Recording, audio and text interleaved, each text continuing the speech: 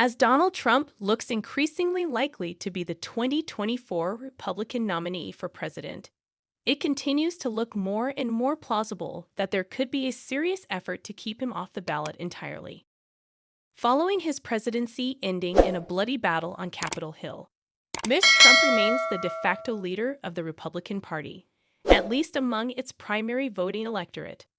Recent polls show the ex-president supported by as many as 6 in 10 of GOP primary voters nationally, while he also continues to hold commanding leads in early primary and caucus states like Iowa, New Hampshire, and South Carolina.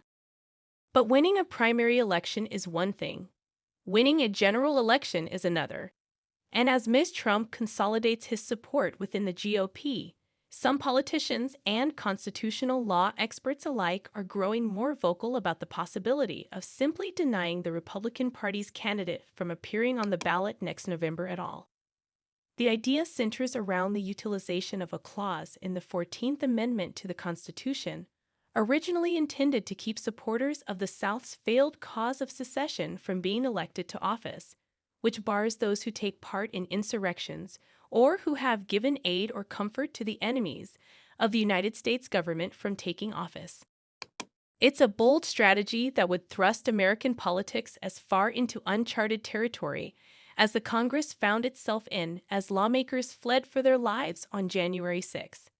But the process itself is fairly simple.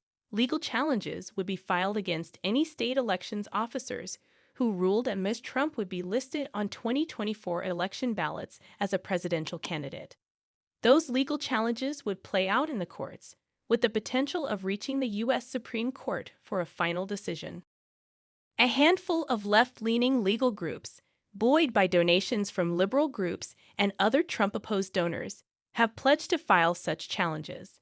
What is still unclear is how successful they will be, and whether Ms. Trump will actually be excluded from the ballot in any state. So far, there's no indication that the effort has the support of state election officials who have the power to make the initial decisions on the issue before court challenges come into play. Being excluded from the ballot in even a single state, with the exception of Democratic strongholds where he has no shot of victory, could be devastating to Donald Trump's re-election bid. In a close election, every electoral college vote matters, and an unexpected loss of a single state can be very difficult to make up. Mr. Trump's inner circle continues to shrug off the possibility of such challenges, calling them far-fetched and not based on serious legal theory. The people who are pursuing this absurd conspiracy theory and political attack on President Trump are stretching the law beyond recognition, much like the political prosecutors in New York, Georgia, and D.C., a Trump campaign spokesperson recently told Axios.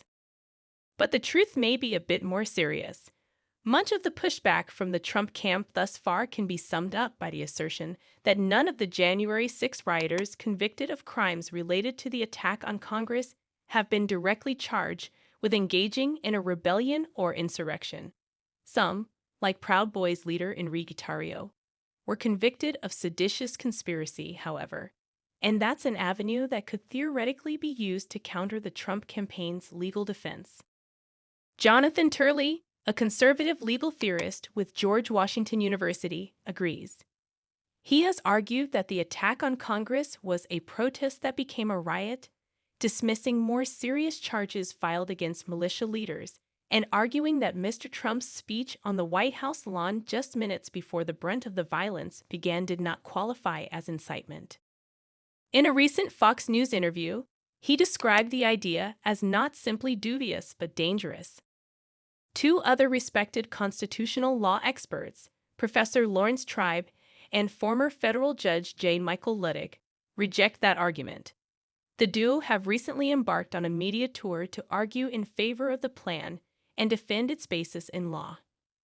In interviews, they have argued that the evidence of Ms. Trump giving comfort to enemies of the U.S. government is overwhelming and will be litigated seriously in the courts.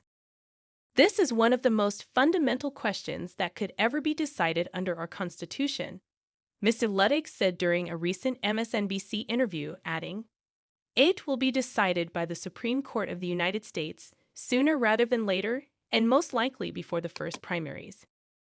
One thing remains clear: as the 2024 election nears, the likely Republican nominee will charge into the general election burdened by a staggering and historically unprecedented amount of court-related baggage on his shoulders. With 4 criminal trials, multiple civil suits, and now a campaign to prevent his eligibility underway, Donald Trump has set himself up for the most litigious and expensive campaign season in U.S. history.